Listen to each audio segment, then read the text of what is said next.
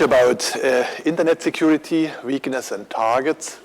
Today we want to speak about wireless security. This is the last chapter in our part of the lecture that deals with weaknesses and targets. We have discussed weakness and targets on the operating system level. We have discussed weaknesses and targets on the level of the communication protocols. We have discussed the weaknesses of the web, the wireless web, of the programmers and program designs. And today we want to finish this chapter with a few remarks about wireless security.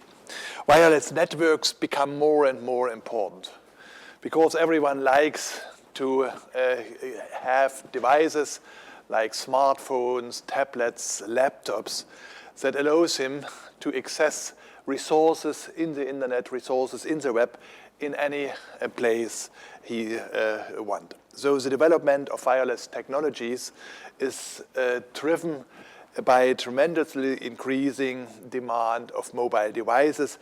There are meanwhile more mobile devices connected to the internet than static devices. So also you like this mobility and the mobile devices. And so it makes sense to have a closer look about the technologies that are used. So mobile devices that are laptops, tablets, PDAs, smartphones, iPods, also gaming consoles and others. And I forecast that we have not yet seen all devices, all mobile devices that will come up in future. Hence, the mobile networks become more and more popular.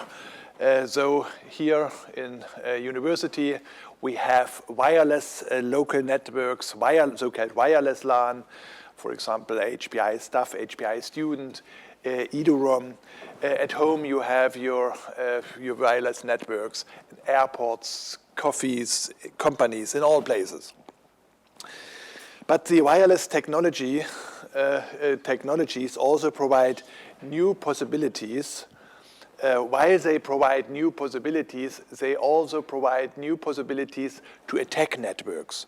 So they provide entry points for networks, but not only for mobile networks, but also for the internet and for the wired network, because the wireless networks, of course, are connected to the wired networks, are connected to the internet, give people access to the internet. So also attackers can use mobile networks, mobile technology to attack networks. For that reason, we have to see what are the weak points of that technology concerning security. But first, let's start with the most distributed wireless technology, the wireless LAN. The wireless LAN, so the Ethernet.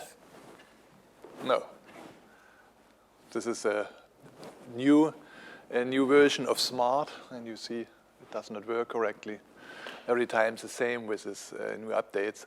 So the wireless LAN, the wireless Ethernet, is classified by IEEE in the standard I802.11, which is marketed under the brand name Wi-Fi.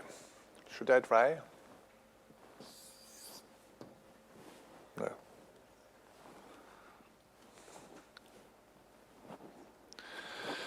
The wireless LAN standard 802.11 was designed to allow wireless data transmission in local areas networks. The standard provides new specifications for the data link and the physical layer of wireless networks. So today, together with the various addendums to the different physical layer specifications, the 802.11 standard has been the most popular communication protocol used in wireless LANs. These are the wireless LAN basic components. First, there is a station. The station That's a device that can make use of wireless communication, but that's part in a local area network. Then we have the wireless LAN antenna. Antenna for sending and receiving radio signals, because communication, the physical media to exchange information are radio signals. And then we have, as a third component, the so-called access point, the AP, or it's also called base station. This manages to connect the station with the the stations of the wireless network, and is able to forward data to, say, the LANs belonging to the internet. So here is the access station, the access point in a certain environment with a certain distance. It's possible for stations to connect to this access point, and the access point then is connected to the internet, and for the transmission of the radio signals, these devices need antenna. The access point and the stations exchange so-called frames of data.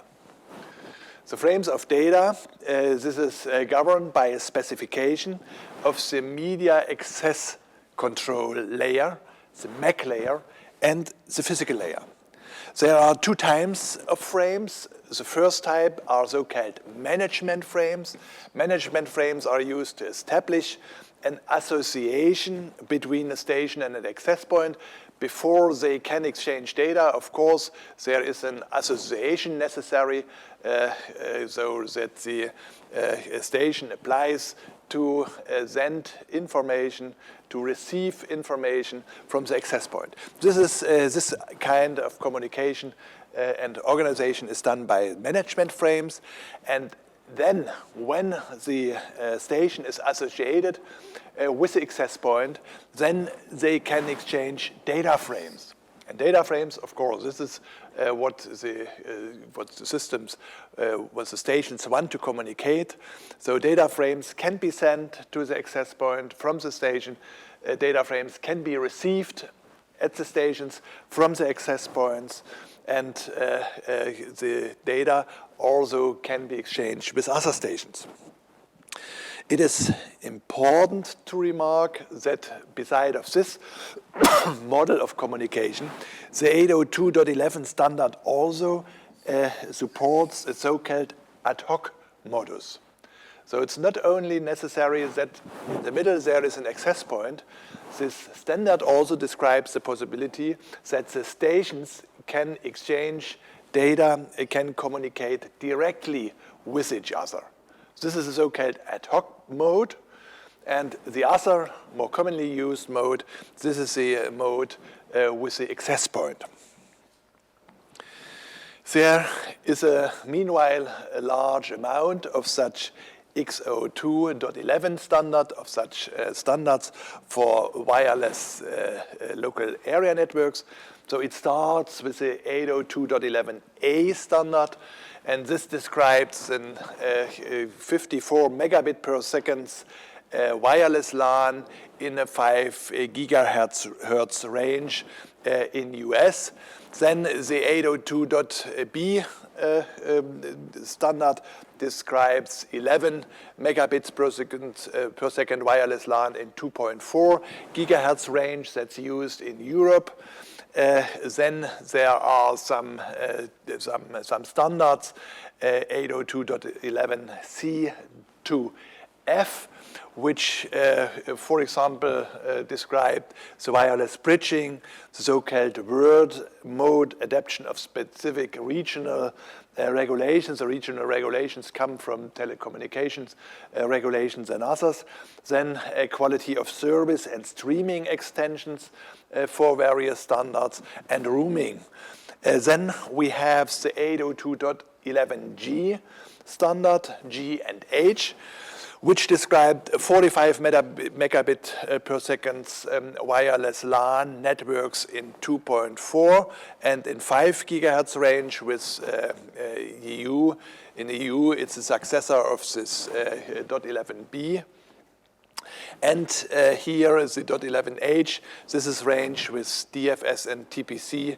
So it's an US variant of the 802.11a, the US standard.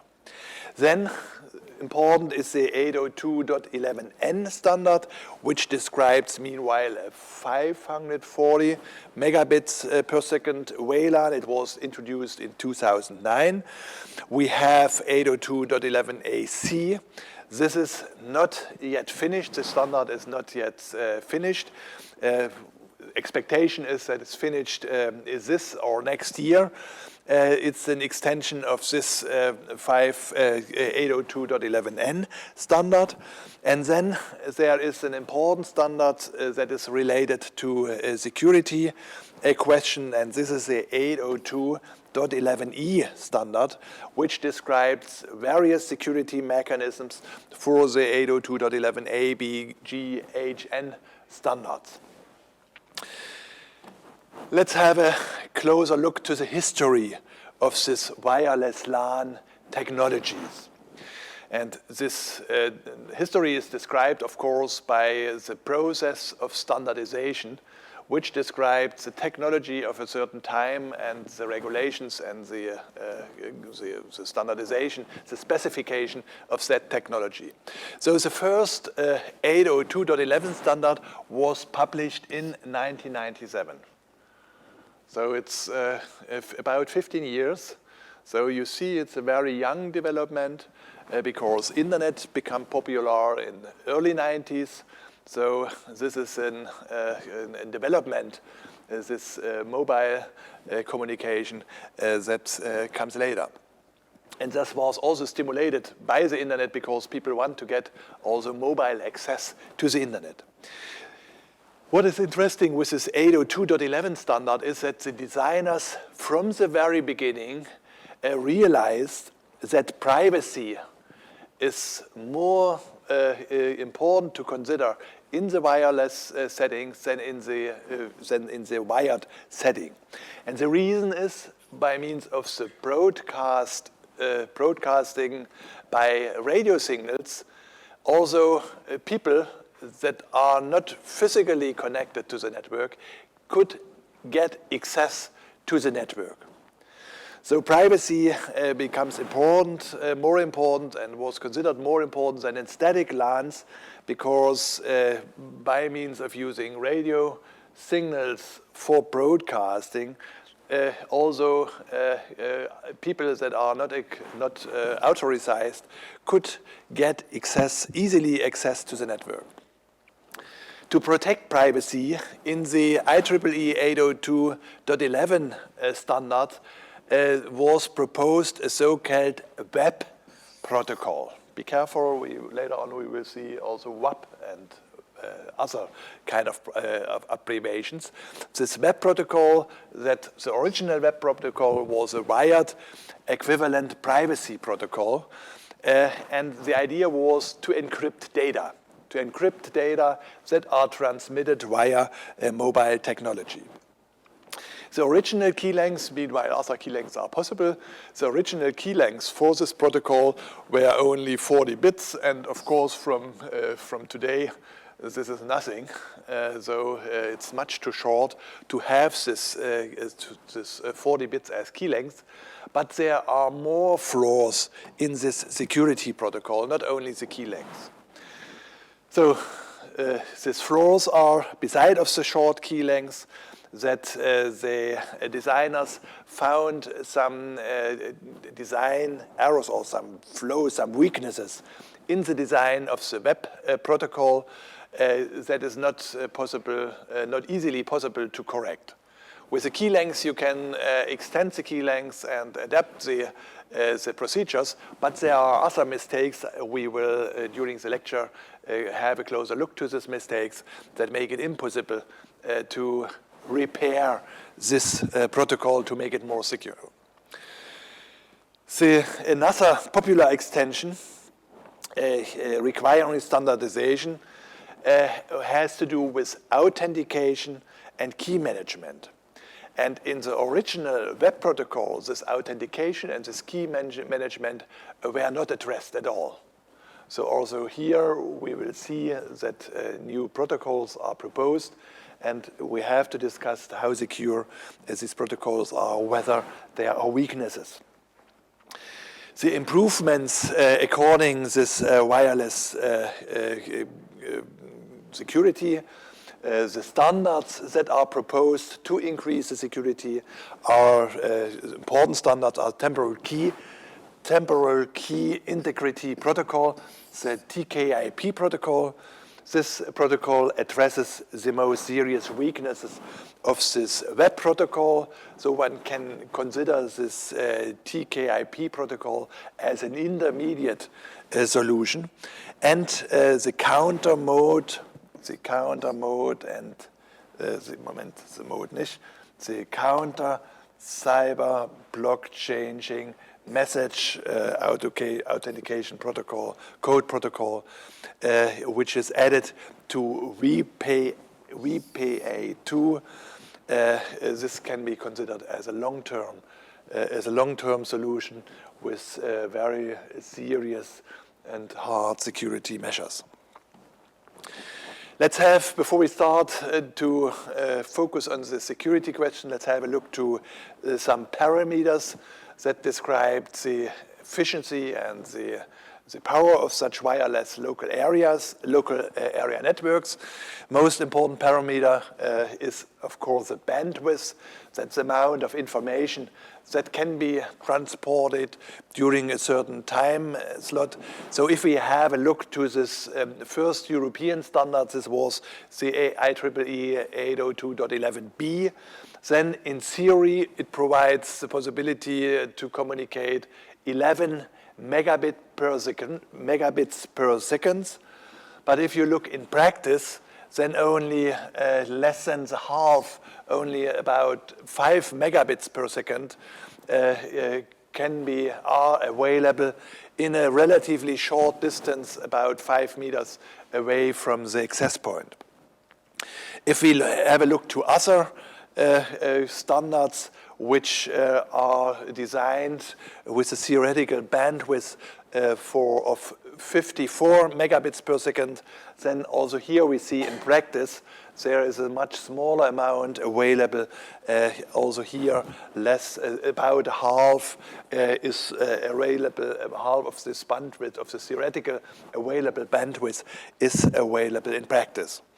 If we look to this high speed wireless LAN standards, the IEEE 802.11n, then in theory it's 600 megabits per second, but here we see in practice merely 70 to 80 megabits per second, so a drastic difference between the theoretical promise and the practical available bandwidth. What are the reasons? The reasons here are, the reasons for this big difference between theory and practice are that there is various disruptive factors affecting the efficiency of the wireless technologies. There is a radiance of the electronic devices, of other electronic devices. There are walls, trees in nature and other things that are disruptive for this mobile communication. And there is another factor. Another factor is security. So if we encrypt data before communicating, then of course encryption also decreases the speed. One can say this decrease is about 10% by this encryption. And then the next factor is a physical factor, that the more far a device is from the access point, the less bandwidth is available. So speed decreases with the increasing distance from the basic station. Let's have a look to some other parameters. This was a parameter bandwidth. Now let's have a look to the reachability. I already mentioned the reachability depends from the environment. What are disturbing factors and what are the effect of this disturbing factor?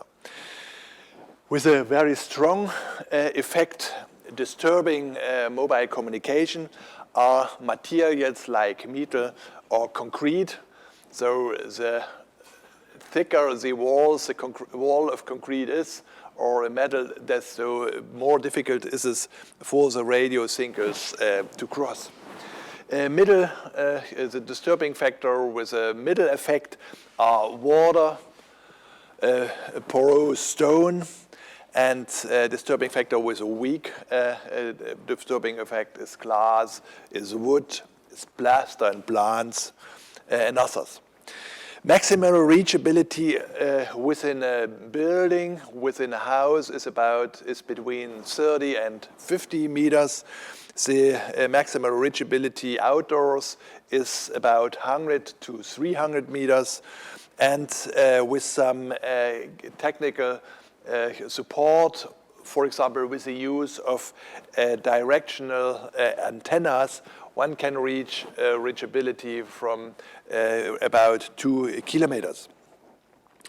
Within increased power limits, then it's in communication possible up to 5 kilometers possible.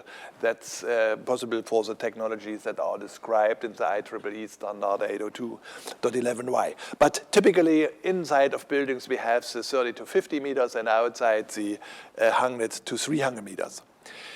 Now let's look to the security measures, the basic security measures. The wireless LAN technology is coming.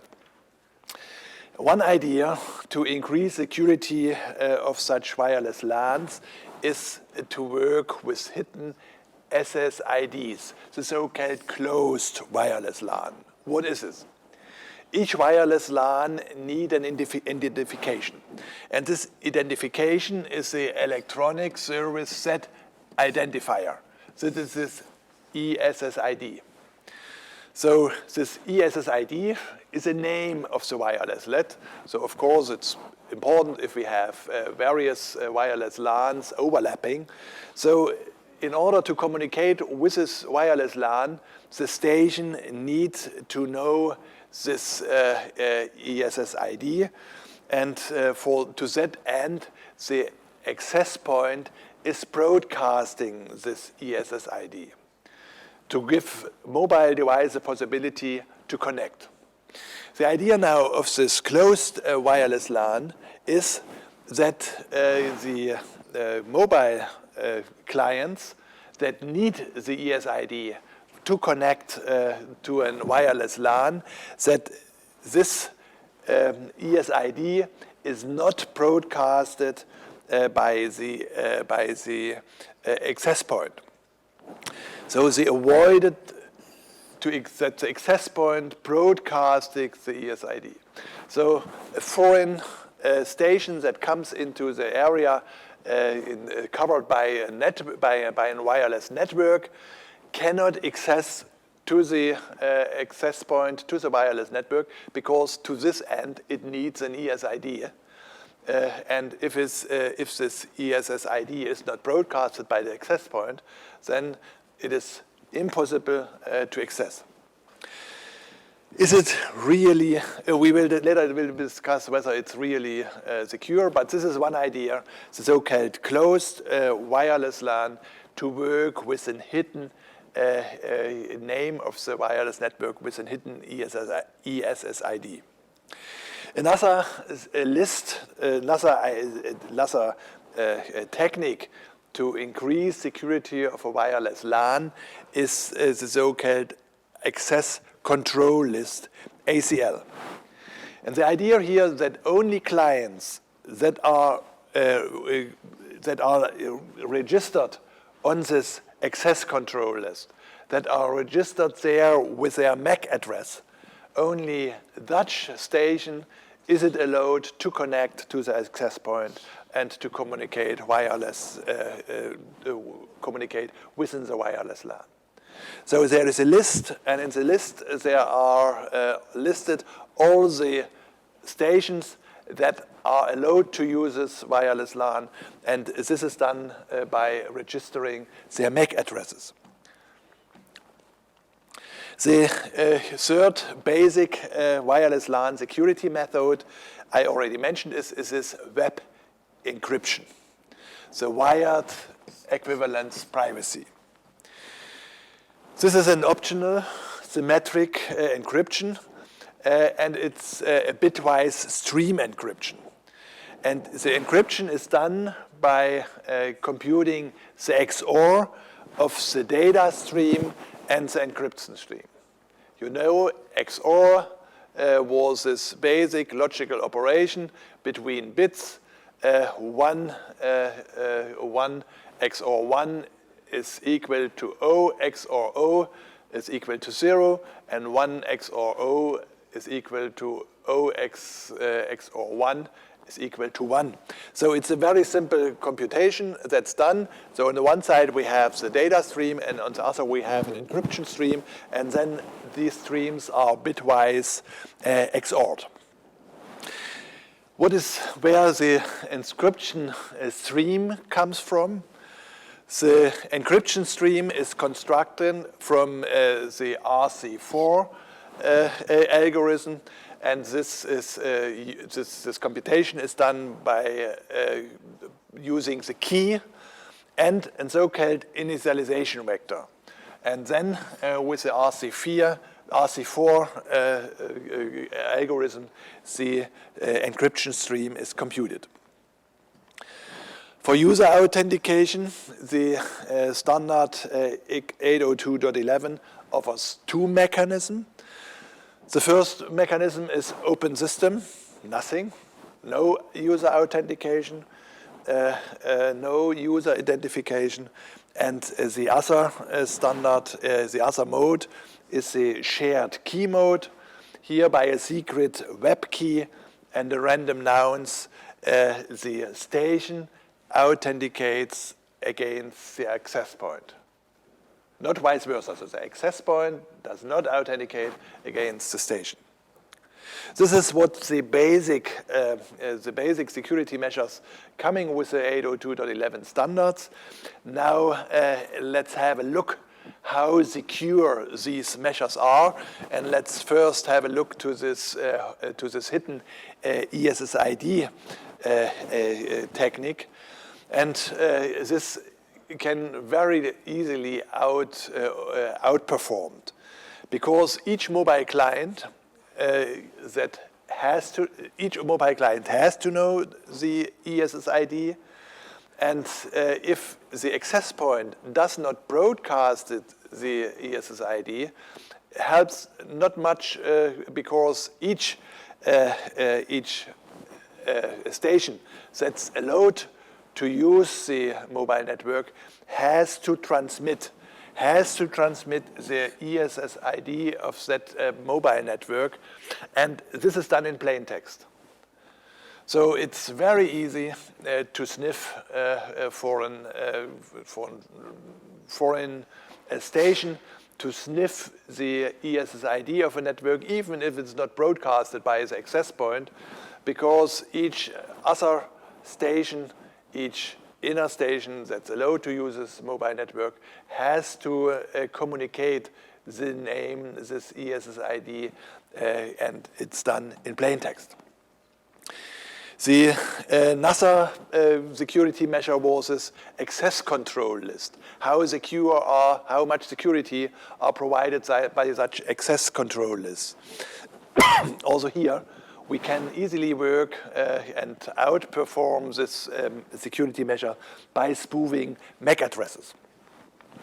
The wireless LAN security by such access control lists can easily be overcome by sniffing and later on spoofing the MAC addresses of the permitted clients. And the reason is they have to send their name and so it's easy to sniff, and then later on to use the name of a station that are authorized to use the wireless network because it is listed in the access control list. Third basic security measure of wireless LANs with the 802.11 standards were this web protocol. And here, let's have a look at how this web protocol can be outperformed, how this web protocol can be cracked. I mentioned this RC4 is used, you know this from hash computing. This RC4 algorithms is used to create the key stream. The key stream that later on will be XORed with a plain text message, and then from this XOR, the cipher text is created that's transmitted over the mobile network and later on decrypted by XORing with this key stream. So the ciphertext is computed by taking the plain text, taking the key stream, and then computing the XOR. Of course, these are streams, and the XOR is computed bitwise. If an attacker is able to get knowledge of a certain plain text together with a corresponding cipher, then he can compute the key stream. Why is this possible? Yeah, there's a key stream. Here is a plain text XOR ciphertext. Why is this true? Yeah, the plain text is a plain text, and the ciphertext is a key stream XOR plain text. And this is XOR is associative, then plain text XOR plain text. That is in any case 0. So what you have with the XOR with a key stream, and then 0 plus the key stream gives exactly the result. So the ciphertext can be easily captured by wireless sniffing. So here, to get the ciphertext, that's easy because you have only to sniff the traffic in the wireless LAN. Now the question is, so this is easy to get. The question is how to obtain the plain text. This is more difficult, but it's still possible. We will discuss a few possibilities. How can an attacker get plain text? Ciphertext, no problem. Plain text, and if he has plain text, then together with the ciphertext, he can compute the key. He can compute the key stream. So an attacker can obtain plain text, for example, by trick someone to send him or her a predictable message, or chat message, or an email, or others. It remains a little bit tricky because the packets that are sent contain, beside of the text, also some administrational data. For example, the IP header, the checksums, and others. So this is obscuring the predictable data. There is an increased chance to obtain such predictable data by sending an email, for example, with blank spaces, or with a long string of the same character, and then considering the answer of the person one wants to find out the cipher. Another way to obtain plain text is to look for known communication headers. For example, if a hacker knows the IP address of the access point, or if he knows other specification, other data that are specified in the headers of each of the packets. Yeah, you know the same like a typical way to encrypt if one needs plain text. One looks for types of text one knows in advance, for example, this is the date, or this is the address, or this is the IP address in the header, or some other information. Another way This was the way to crack the web protocol by getting plain text and then computing from this plain text and the ciphertext computing the key stream. Another way to crack the web protocol is to attack the initialization vector. The web use, I mentioned this, for encrypting the packets and constructing the key stream, a so-called initialization vector, EV, that's used for encryption. And the receiver also needs to know this initialization vector to be able to decrypt the packet. For that reason, the initialization vector is 3 bytes, so 24 bits. So the 3-byte initialization vector is prepended to the encrypted packet. The 3-byte, the 24-bit initialization vector allows 2 to 24. These are about 16 million possible keys. So that's also a relatively small number. And the initialization vector is taken randomly out of this set. So it repeats after a while. And the while is not so long. So it repeats after about 5,000 packets.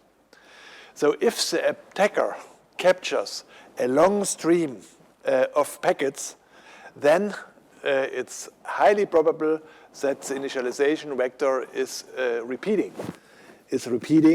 and then he can get the initialization vector and deduce the key stream. So, for example, for an 104-bit web key, the attacker needs about 50 to 100K packets, and for a 40-bit, the original key length, for a 40-bit web key, less than 5,000 K packets are enough to get to receive the initialization vector. Now let's have a look to other security measures that are later on added to the 802.11 security standards. And let's start with have a look to the IEEE 802.1.1x security measures. The basic idea of this IEEE 802.1x standards is the so-called port-based authentication. So I already mentioned, because the original standard does not provide any possibility for authentication. So this is an addition, an extension, and it makes possible that the station authenticates against access point, against the system, and the idea that's implemented is such a port-based authentication. And the idea is that there are two logical ports assigned to one physical port of the access point. The so-called uncontrolled port is one of the two logical ports. So if in the beginning packets come to the physical port, then the physical port hands this packet over to the logical uncontrolled port, and the other logical port is the so-called controlled port, and this control port can only be reached after an auto-identification. So this uncontrolled port is used for this authentication procedure, and as soon as the station is authenticated, then the communication is done over the control port. Typically, for such authentication, radius servers are used. We'll come later on to tell a little bit more about this. And these EAP messages are transmitted by a radius protocol as attributes. What is the authentication procedure with this IEEE 802.1.x? First, a mobile client wants to connect to the wireless network. So the access point requests the identity from the client. Then the client provides its identity, and then this information, this identity information that's reached over the uncontrolled port at the access point is handed over to the radio server. Then the radio server requests the authentication of the client, so he requests a password and other things. The request is sent to the access point, and the access point forwarded to the mobile station, to the mobile client. This is done over the uncontrolled port of the access point. Then the client answers to the request of the radio server over the access point, and then the requested authentication data, for example, password or challenge response or others. This is forwarded, this is received by the access point. The access point forwards it to the radio server. The radio server checks the answer, and then the radio server informs the access point whether this mobile client is authenticated or not. And then, if the mobile client is authenticated, then the access point opens the controlled port and informs the client. This standard, this IEEE 802.1x standard, was designed to close the discovered security leaks of this 802.11 standard. Nevertheless, also this 802.1x has some weaknesses. For example, man-in-the-middle attacks are possible, or the idea of this man-of-the-middle attacks is that the rogue server can be placed in between the wireless LAN, the mobile client, and the access point. What is the authenticator? And then we already discussed here an example for such type of a man-in-the-middle attack. We discussed already in a former lecture the Evil Twin attack on such an VPA enterprise wireless LAN. We discussed this in our lecture about attacks on account and password. So here you know already an example for such a man-in-the-middle attack. What is also possible, what's also the weakness of the 802.1x protocol extension, that session hijacking is possible. The wireless LAN client can be disconnected after it is being authenticated. The attacker can disconnect the station and jump over in this connection and take over the session. Here, let's have a closer look to this man-in-the-middle attack. The client has to authenticate against an access point, but the access point does not authenticate against the client. And this makes this man-in-the-middle attack possible because an attacker modifies the authentication messages. For example, an ARP success, this ARP, I already mentioned this, is this extensible authentication protocol from network access points to a wireless LAN client. So he jumps in between the mobile client and the access point. And when the client wants to authenticate, the man in the middle, the attacker in the middle, modifies this message and that way gets the authentication from the client. Thereafter, all traffic between the wireless LAN client and the network, the access point goes via the attacker. The attacker can see the messages, he can forge the messages, he can delete the messages, he can do what he wants. This is possible. Why? Since this is extensible authentication protocol success message contains no integrity information. There's no way for a mobile client to find out whether this is the original message or whether this message was modified. Here an example for this session hijacking in this IEEE 802.11 standard. There are no authentication and integrity mechanisms for management frames. Only weak mutual information is available between this mobile client, this wireless LAN client, and the access point concerning the status of authentication and association. And exactly this is possible to be misused by the attacker. The attacker sends an 802.11 MAC disassociate message to the wireless LAN client. So the wireless LAN client loses a connection, but the access point is not informed about it. So the access point is using this connection, and the connection remains existing, and so the attacker can take over this existing connection and gets in this way network access with the MAC address of the mobile client, which is now disconnected.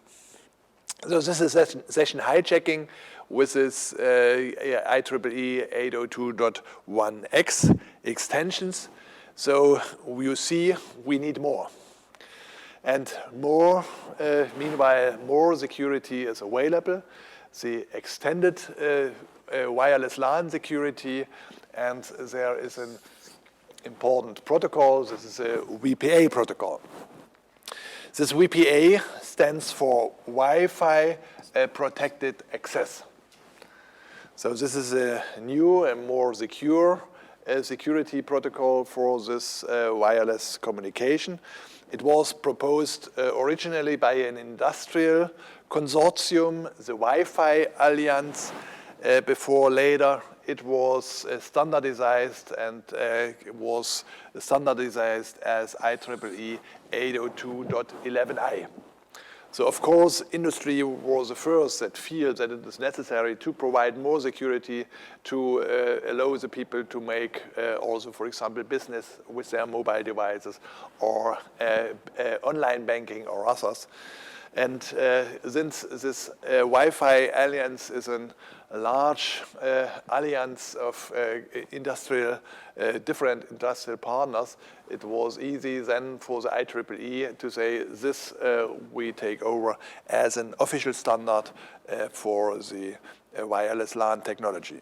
The basic idea of this VPA protocol, this Wi-Fi Protected Access Protocol, is the weak key avoidance. Weak key, this was what we saw originally with the web protocol. This is so-called web plus, because the web protocol, the original web protocol, has this weak key problem. So here, avoidance of this is one idea of this VPR protocol. Then an EAP-based EAP was this extensible authentication protocol, VAP-based authentication. Then the temporal key integrity protocol belongs to the web standard. It's used by the web standard. And let's have a closer look to this TKP protocol, the temporal key integrity protocol. This provides security features that are offered by various vendors to correct this weakness of this web protocol. So the encryption procedure RC4 is still used. Also, it's not so secure, it's used. Nevertheless, it's used for reasons of compatibility. But the weak key problem is removed by forcing a new key for every 10,000 packet or for 10 kilobyte, after 10 kilobyte. So even if it's easy to get access to the key is changed on a very regular basis over a short time, so that if an attacker finds out a key, he can get access only to a very short part of the communication.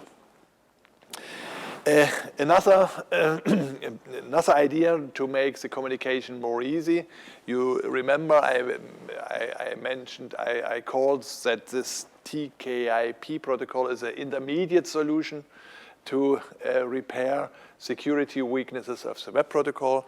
Another idea is the initialization vector was appended to the packets in clear text, because the receiver needs this initialization vector. And now here with the TKIP protocol, this is omitted. Only a hash of the initialization vector is sent to the receiver. So we have a kind of encryption of this initialization vector. So even if you sniff this, it is difficult to reveal this. Nevertheless, we have to say also this security extensions of the original web protocol are meanwhile not can be overcome, because it is as strong as the passwords they are used. So to crack the TKIP protocol, it's still enough to crack one password to gain access to the wireless LAN. I already mentioned that for authentication, the radius service are used. Radius is remote authentication dial in user service. And this is a quite old protocol, a protocol for authenticating remote connections made to a system. This protocol provides authorization to the network resources and login for accountability purposes. So originally, this was designed many years ago to assist remote modem users to securely connect and authenticate to corporate network. So this is an old protocol that comes from the telephone connection, and then you have to log in so that they can write your bill, that you can account you. So, and this works well also here in the context of mobile communication technology. Today, this radio server can be used in virtual private networks and in wireless LANs to control almost all aspects of user connection, for accountability, for authentication, for other things. So it works well for these new technologies too. There are several such radio servers on the market, so you can buy it. There are several brands are available, and there is also available a free radio server, so that one can easily use this technology for own networks, for own mobile networks. When we speak about extended wireless LAN security, we have to discuss also bidirectional authentication. You remember that when we discussed the weaknesses of the wireless communication technology, the wireless LAN technology, we every time see, for example, in case of man-in-the-middle attack, that the only unidirectional authentication is not enough. Also the access point, so in both directions, authentication is necessary. So here the EAP transport level security protocol was introduced and defined in RFC 2716. That is the TLS, SSL, TLS was a standard, yeah. So the EAP TLS technology was can be used. The PPP challenge handshake authentication protocol can be used for that purpose. The Microsoft Challenge Handshake Authentication Protocol, the version 2, and the lightweight EAP, the LEAP protocol can be used. This was bidirectional authentication. Now let's have a look to more secure encryption, because what the web is providing is not enough. So for authentication with Microsoft Chat Protocols 2 in connection with ELAP can be used, and in proxy server, it's possible to extend the proxy server to play the role of a radio server, in this sense, an access control server. So these are extended wireless LAN security measures. A famous one of these extended wireless LAN security measures are virtual private networks. They can be used and are very commonly, very popular to use this technology for protecting wireless LAN. Such VPNs, such VPN is a virtual encrypted network built on top of an existing network. Of an existing network, internet connections are used without much security, and on top, by means of cryptography, and network is provided that looks like a private network. Only the people that know the encryption techniques that are used are able to decrypt and encrypt these messages in that way, and are able to communicate. So the encrypted data stream is set up and maintained by a normal unencrypted connection. One calls this tunneling. So the VIP protocol is used for communicating really strongly encrypted data. By using such a VPN, a safe internal network can be extended also to a mobile remote user. The message and encryption and the signature are performed on a higher level by means of the PPTP protocol, the point-to-point tunneling protocol. This is an extension of the PPP protocol from Microsoft. The connection characteristics, they can be computed from the first two transmitted data packets, or it's possible to use IPsec over L2TP layer 2 tunneling protocol. This provides higher security, but only IP and static routing are possible. So this is the for internet communication. If the IP protocol is used, this is the way for the technique, the preferred techniques for implementing such wireless private networks. The security enhancement that are possible that are reached by such a private virtual private network is the following. So if we have a look to the mobile communication, then all what is communicated with a web protocol, with a weak web protocol.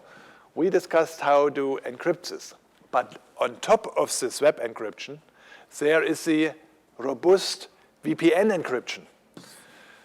So the attacker has to work two times. First time, so it's not so difficult to decrypt the web encryption, and later on, and that's really difficult because more stronger encryption techniques are used, the encryption technology has to decrypt the encryptions that is used by the VPN. What are the disadvantages of this of using this technique, providing such high security levels? Of course, additional processing work is necessary. Additional processing work for encryption on the one side and for decryption on the other side, and this can affect the speed of the communication up to 80%. So it can need resources up to 80%. The reason is when we speak about mobile communication, we have in mind mobile clients with limited computational power. So these limitations are becoming weaker and weaker over the years, but compared to the powerful static systems, the mobile systems, one has to take care about the resources, particularly on the computational resources. So here it needs a big part of the computational power for this encryption and decryption. And another disadvantage, one can use such virtual private network technology only in case when all the mobile devices are using this technique. So that needs that the virtual private network has to be installed first on the mobile devices before they can use this technique. Let's close this view to the available extended wireless LAN security measures by having a look to the wireless LAN security with the IEEE standard 802.11e. You remember this standard, the idea of the standard was to solve all the weaknesses and provide security solutions for all the weaknesses that were discovered up to now. So the draft standard was, the very first draft standard was ratified in 2004. For that reason, sometimes this very first draft standard is called 802.11i 2004. What is done in this standard? The standard is implemented as VPA2 protocol. This VPA2 protocol includes all recent security features. So authentication with this IEEE 802.1x, that means with the EAP protocol, the Radius or Kerberos protocol. It uses encryption with the AES, the Advanced Encryption Standard, in comparison to the RC4 that's used by the Web and VPA protocol. You see, so this is the difference between VPA2 and the VPA protocol, that new encryption methods are available and others more. Speaking about wireless LAN, let's at the end have a look to some practical measures to secure a wireless local area. Quick measures are deactivate broadcast ESSID. Work with this hidden ESSID.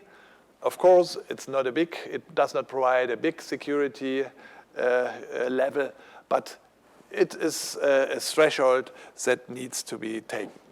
Then securing the access points by means of strong passwords, allow no remote access to admin, backend, and others. And then use the VPA protocol, better the VPA2 protocol, and a strong port password. In any case, avoid only to work with this web protocol. This is quick measures, not difficult to do this. Then there are further measures. Further measures are that you work with, that you install access control list. That means collect all the MAC addresses of those mobile clients that are allowed to use the mobile network. Already here we have mentioned that this is not much security, but a little bit.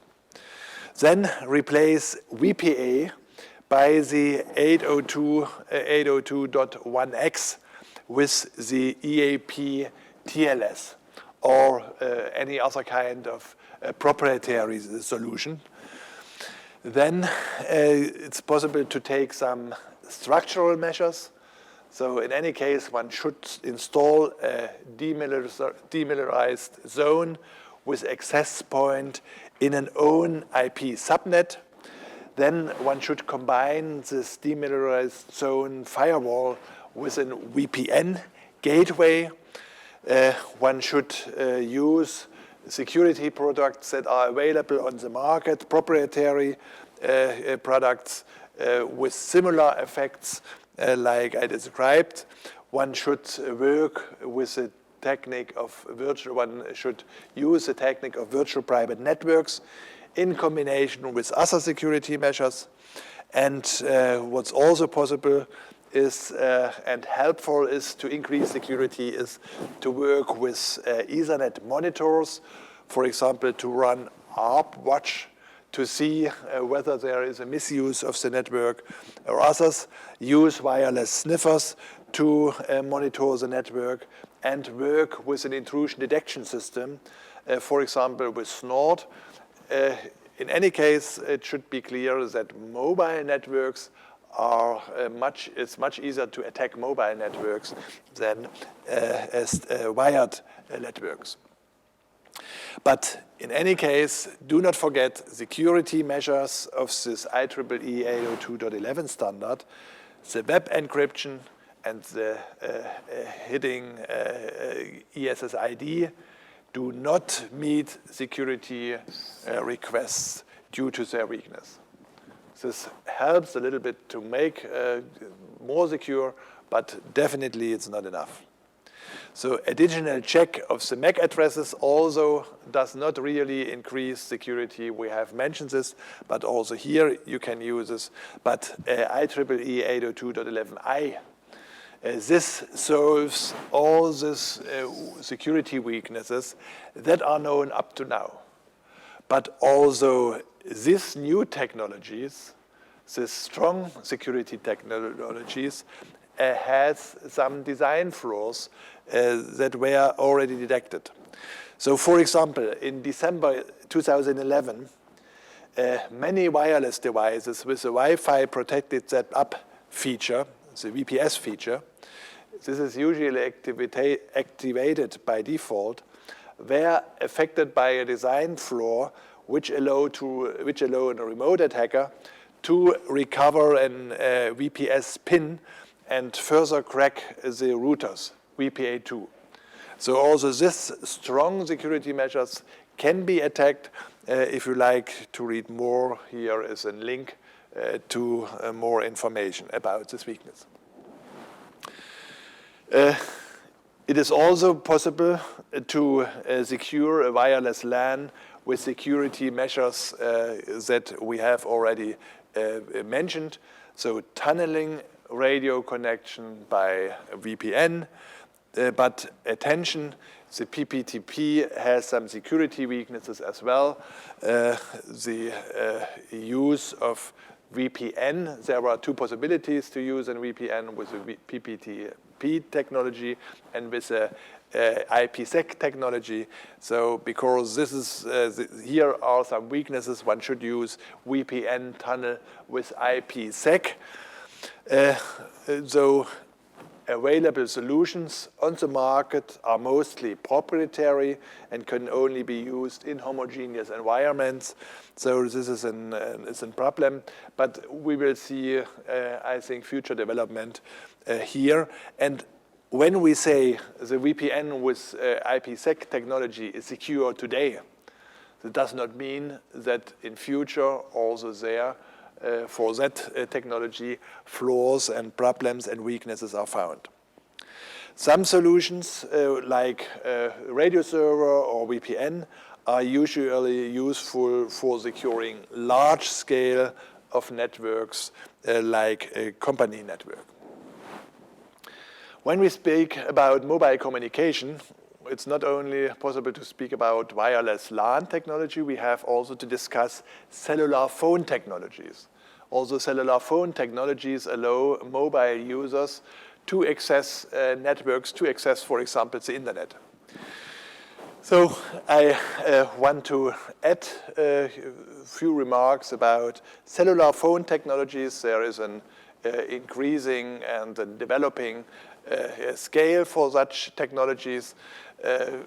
Basic was this GSM technology, the global, so-called global system for mobile communication. This is in second generation cellular phone standard. The generations, you know, in the moment we discuss about fourth generation. The generations are described, are characterized by a certain bandwidth, a certain amount of bandwidth. So the GSM is a very largely used, very public technology for cellular phone communication. It provides voice communication. It is packet-oriented communication, and short services can be sent by means of the GSM technology. The basic, this GSM is important because it's a basic technology for many other standards like HCSD, GRPS, and Edge. Speaking about security, then in the case of the cellular phone technologies, we have an authentication on the base of these SIM cards. Here, so-called A3 algorithms are used, and these are proprietary algorithms from each telecom provider that's used and implemented with a SIM card. The encryption is done by so-called A5 algorithms, also proprietary to the providers. A technology that's based on GSM is a HSCSD, the high-speed circuit switching data. This is, I already mentioned, based on GSM technology. The accounting is done on basis of the duration of the connection. So this is like we have the typical accounting model in a telephone, in the connection-oriented technologies. Transmission speed here is 57.6 kilobit per second. Also theoretical, it's almost twice. It's 115.2 kilobits per second. And it's performed by multiplexing of 4 channels and data compression. In practice, if one use HSCSD technique, communication techniques, one has a bandwidth up to 38.4 kilobits per second. In practice, I mentioned already, it's connection-oriented, and applications are for transmission of large data sets, file transfer, image telephony, and others. Another more advanced cellular phone technology is GPRS, the general packet radio service. This is available since 2000. It's also based on GSM technology. Here the accounting is done on the amount of transferred data. So not on the duration of the connection. The account is done on the amount of the transferred data. So this is a technique that allows this always on. This allows the users to be always on, because they have only to pay if there is a transmission done and not for running the connection. Technologies, this GPRS uses different multi-slot technologies. Transmission speed is 171 kilobits per second. It's packet-oriented, and application of GPRS is typically dialogue-oriented applications like WAP, like email, like chat, and others. Next, I want to mention now it's the 3G technology. It is a technology of the third generation. UMTS, the Universal Mobile Telecommunication System. This here there are 2 basic components: the radio network with mobile devices and a base station, and the radio frequency network with connection base station, which connects the base stations with each other and with the internet. transmission rate, and this makes UMTS interesting and makes UMTS belong to the third generation of cellular standards. Cellular technologies. Transmission rate is up to 2 megabit per second with a high-speed downlink packet access. The HSDPA extension protocol, it's even possible to reach higher transmission rates, and theoretically there is possible with UMTS to transmit 14.4 to reach a bandwidth with 14.4 megabits per second, but in practice it's lower. Also, this is packet oriented. The last I want to mention is LTE, the long-term evolution. This is a 4G cellular standard, standard of the fourth generation. You can have a look for each of these generations. There are some parameters fixed. So here it's 100 megabit per second. So if you look to LTE very carefully, so you see it's not reaching exactly the 4G parameters. But so sometimes one speaks about 3.9 technology from the 3.9 generation. So it's mobile ultra broadband. The LTE supports different bandwidths, 1.4, 3, 5, 10, 15, 20 megahertz per second. And the transmission rate, if one has a transmission rate by 20 megahertz, then one can reach up to 300 megabit per second for downlink and 75 megabits for an uplink. So here, this is what provides this 3.9. So the definition for the fourth generation is this 100 megabit per second for the transmission rate. The technique is very similar to UMTS, and this is also the reason why it helps the telephone companies to extend their networks and to migrate from the UMTS to the different LTE to the different LTE technology with a different bandwidth. It allows to have this migration path relatively cost efficient.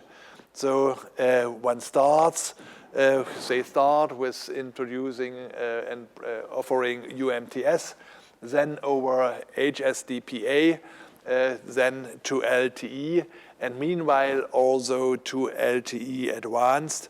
This LTE Advanced is a protocol extension of the LTE that provides higher So this was a short overview about other techniques, other communication techniques that can be used for mobile communication and that are based on transmission of radio signals.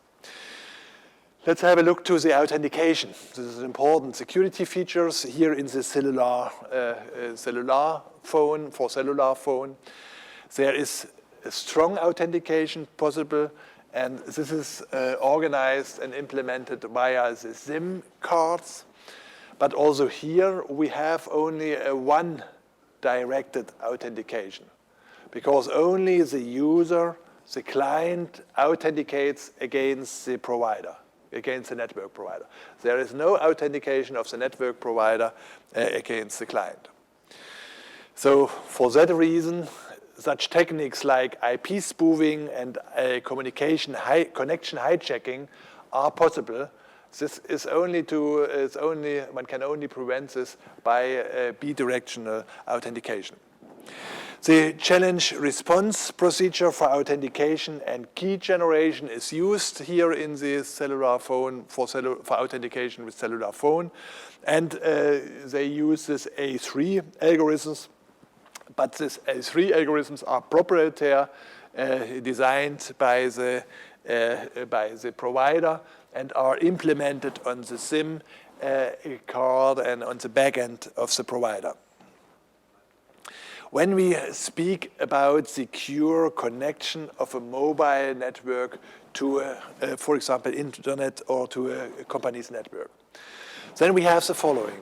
We have, unfortunately, perhaps you can not see this is WTLS.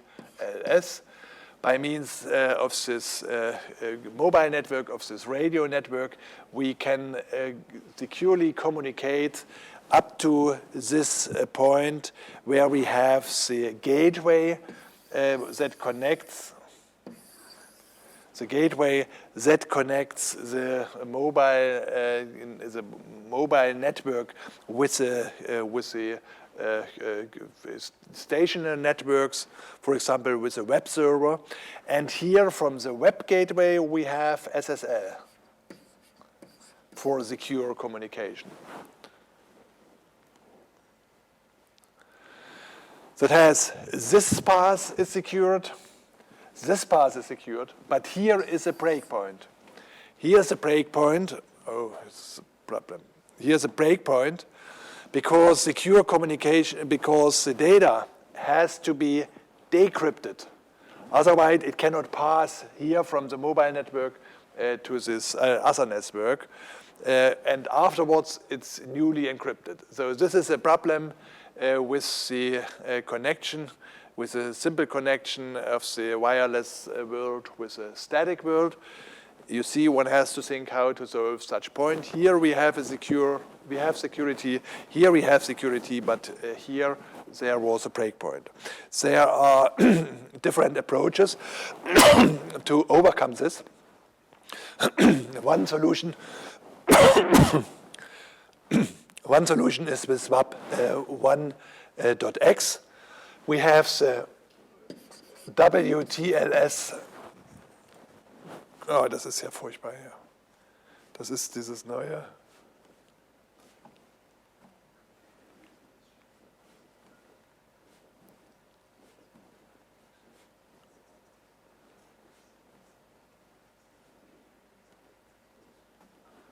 Das ist dieses neue Smart Update.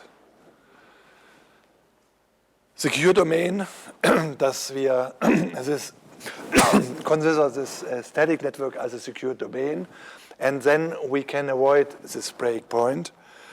And the other solution is the solution with WAP 2.0 that really provides an end-to-end encryption for mobile devices. And here the communication between the WAP devices and the WAP gateway, beziehungsweise respectively the WAP server, is based on HTTP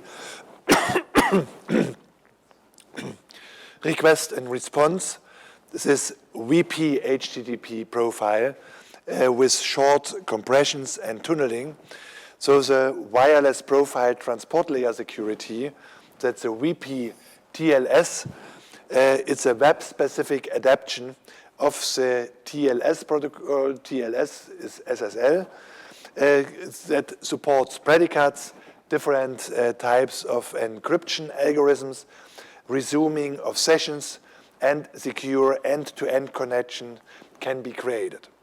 So you see, this is a problem with this, on the one side, more secure mobile devices in the cellular networks, how to connect them, and that we need techniques to connect this securely with this static network.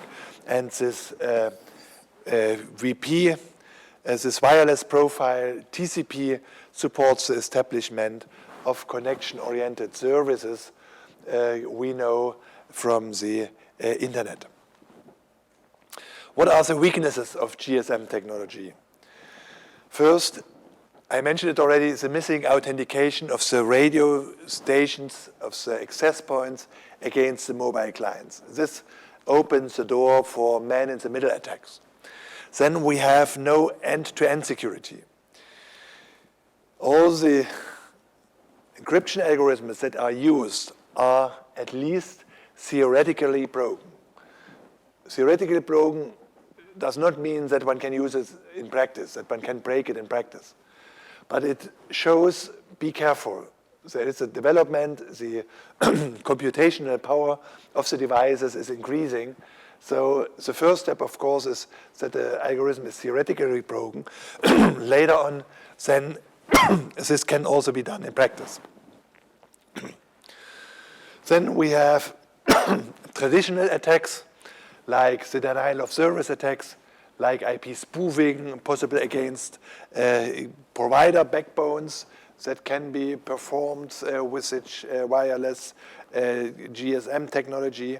Then we have security weaknesses in the security layer WTLS and web. The first version of this encryption algorithms, A5, the A5/1, is already broken several times with rainbow tables. So the successor now is A5/3.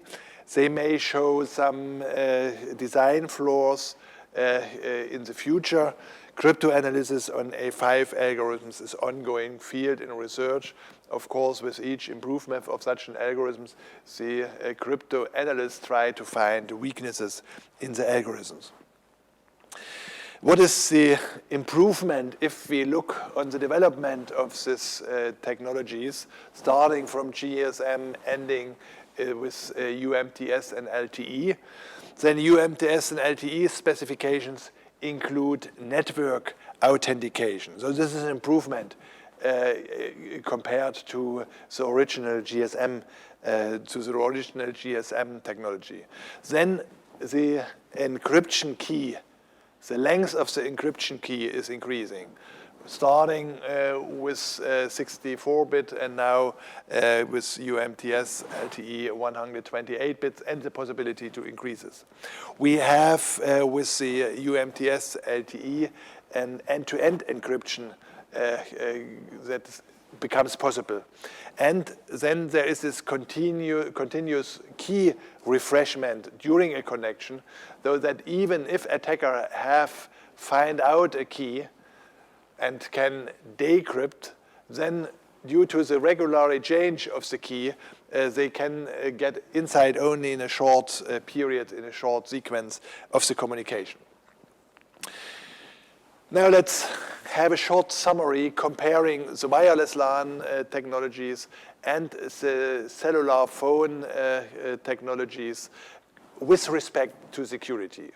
Both techniques allow the mobile user to access the internet, to access the company's network, and both are based on different technologies.